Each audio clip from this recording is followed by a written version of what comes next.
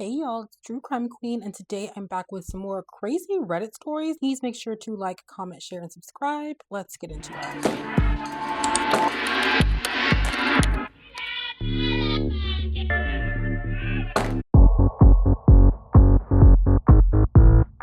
Okay, also, this first one is called Apparently I Have a Sister Wife Now. So here's my question. Do you think my technically still husband thinks we're divorced just because we signed a separation agreement for the financial side of things? Because, plot twist, we aren't divorced at all, not even a little. The court hasn't granted anything. We don't even see a judge again for 3 months, but he's getting married next month. Like full on wedding, invitations, catered dinner, dance, gifts, the whole shebang. A couple people have messaged me saying, aren't y'all still legally married? And I'm like, yes, ma'am, I'm still legally hitched to that man. Apparently, he thinks if you ignore the child support and custody part that need figuring out, it just doesn't count. So yeah, fake wedding, fake child support, fake morals. But hey, at least the centerpieces will be real, okay? Do I tell him? Please excuse me while I go laugh and Google the legalities of accidental polygamy. Anyways, cheers to the happy couple, I guess. Update, turns out I'm not morally obligated to fix his mess. First off, thank you to everyone who commented. Most of the replies. Okay, and y'all, and before I answer, she has an update here, as you can see, so I'm going to go ahead and get into that. First off, thank you to everyone who commented. Most of the replies were incredibly helpful and honestly helped me let go of this weird guilt I had. Like I was somehow morally obligated to stop my ex from looking like a fool or potentially doing something illegal. There was a tiny voice wondering if I should say something, be the bigger person, give him a heads up. But as many of you wisely pointed out, not my circus, not my monkeys, and that's exactly the energy I'm sticking with. I'm choosing peace, he made his choices, and I'm staying out of it. Honestly, good for her. For those asking, no, I'm not going to the wedding. I mean, I wouldn't think you would. And hell no, I'm not standing up to object. Like, guys, do people actually do that when the pastor says, does anyone object to this union? Like, do people really stand up? Like, that's crazy. I'm just stepping back and letting sleeping dogs lie. He's going to do what he's going to do, true. And I've got better things to focus on. For those of you who asked why I even care, it wasn't about jealousy or bitterness. It was more of a moral dilemma, knowing what I know meant I should step in. Well, that and the part where he's throwing money at a fake wedding while skipping out on child support. Like, he can feed hundreds of guests at a reception, but can't feed his own kids. I mean, good point. That's the hard one to swallow. It wears on a girl. And for the lovely folks asking if I've moved on, oh my gosh, yes, ladies, you should see him. I'm ridiculously happy. He's kind, respectful, hot as hell, and great with my kids. Okay, good for you. It really feels good to be loved the way I deserve. So thank you, everyone. If anything spicy or ridiculousness unfolds, because who knows, I'll update. But otherwise, I think I'm good exactly where I am. Okay, so it seems like she answered her own question. In my opinion, I think she should just sue him for child support and just move on with her life, because it just sounds like he's trying to be a bigamist, I guess. Because, I mean, legally, you can't be married to more than one person anyway. So if I was her, I would sue him for child support and also press charges on him for a bigamy, because you can't do that. So this next one says, am I the a-hole for letting the property go into foreclosure? My adult child has been living in my old home that is in my deceased husband's name. For years they have not paid any rent, and they struggled paying utilities. I've been paying the mortgage. I live elsewhere and maybe 4 times a year stay there for doctor's appointments, etc. I've been telling him, seems like years, I can't afford this home. Well, the bank started foreclosure.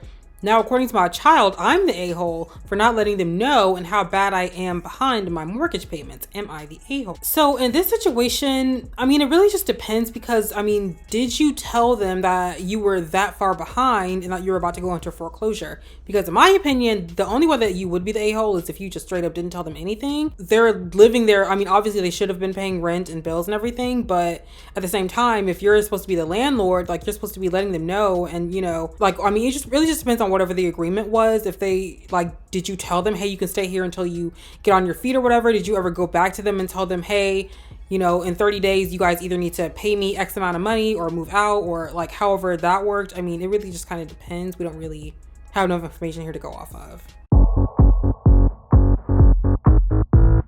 Okay, so this next one seems really weird. It says, am I the a-hole for letting my mother use my toys? Sorry for the repost, there wasn't a title. Okay. For context, I'm an 18-year-old female, live with her. I'm assuming they mean their mother, who's a 36-year-old female, and haven't since November. Okay, so they haven't lived with their mom since November.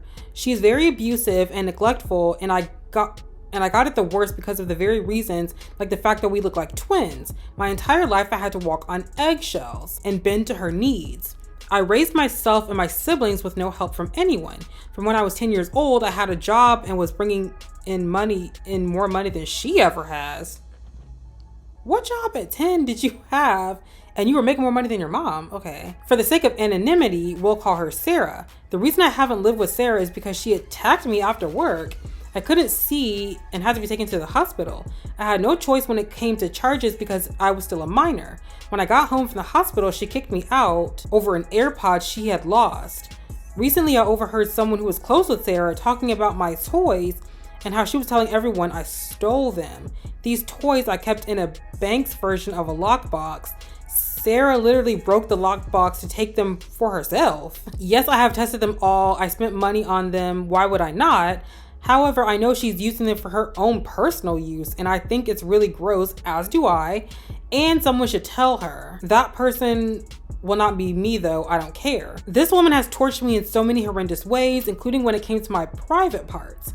I do not feel sorry for her in any way, but am I the a-hole for not saying something to her? If I did, I doubt she will believe me even with the receipts. I say this because she never believed me or anyone else. She always has to be right. Edit. She was charged and found guilty. There is a restraining order. I don't know what that means. And she was able to access this stuff because I was kicked out, and sorry guys, they had some typos in here. And I think they mean prioritize my pet safety. I don't think even if I didn't have them, the safe would have been something I grabbed because of the size, weather, and my physical restrictions. I want to say, first of all, good on this person for getting the restraining order. I think at this point, they should just completely separate from their mother and just let some time pass, and then maybe hopefully they can have a relationship somewhere down the line. But it just sounds like the mom has a lot of issues going on that she has to work through. So at this point, maybe just some separation is needed. Wasn't the prettiest girl he's dated in an argument, then asked me for a threesome. Not sure how to move forward. I'm a 22-year-old female and have been dating my boyfriend, who's a 36-year-old male, on and off for about a year. Recently, we got into an argument after he saw that men were reacting to my Instagram selfie with heart emoji. Some of these men I don't even know. He accused me of cheating and questioned why men felt comfortable messaging me if I'm in a relationship. I told him I couldn't control what other men do, right? And that his reaction felt insecure, especially since I was just starting to feel more confident posting pictures of myself. When I called him insecure, he got upset and said I'm not the prettiest girl he's been with. That really hurt me, especially since I struggle with insecurity. I left, and afterward he apologized and said he didn't mean it, but the comment stuck with me. I still feel like he meant it, and it made me feel like I'm not enough. A few weeks later, he asked if I'd be open to having a three-way with him and another woman. I said no because I want a monogamous relationship and it goes against my boundaries. That situation made me feel even more like I'm not enough for him. This all happened a few months ago, but it still bothers me. I feel insecure around him now and don't feel beautiful in the relationship. I'm not sure how to move forward or forgive him, and I'm wondering if I'm overreacting or being too sensitive. Girl, break up with him, because this guy is absolutely all over the place. The fact that he puts you down and says that you're not pretty enough or whatever, like, that's just, the fact that it's causing you to be insecure, I say just get rid of him and let him be over there. All right, y'all, this last one is really short. It says, my boyfriend massaged the literal caca out of me. Okay, so my 24-year-old boyfriend, the girl in the story is 24 and she's a female, and then her boyfriend is 23 years old and a man. So my boyfriend noticed that I haven't felt good lately. I've been bloated and sluggish and kind of cranky. Thinking it was my period coming early, he got me my favorite snacks, turned on my favorite movie series, and started rubbing my stomach. Turns out it wasn't bloating or cramps, at least not for that reason. All of a sudden, I needed to use the bathroom and not a number one. But I said I had to pee. I got up and went to the toilet and barely made it when the poor toilet was bombarded with my guts, basically. I apparently had been backed up for for backed up big time and really needed to go number 2. My boyfriend of not even 3 months just massaged the literal caca out of me, literally. I mean, honestly, I guess the upside of this is at least it wasn't anything more serious, and hopefully this is something that they can just like laugh about, you know, some years on the line. Well, that's all I have for y'all today. Please make sure to like, comment, share, and subscribe. Love you. Bye.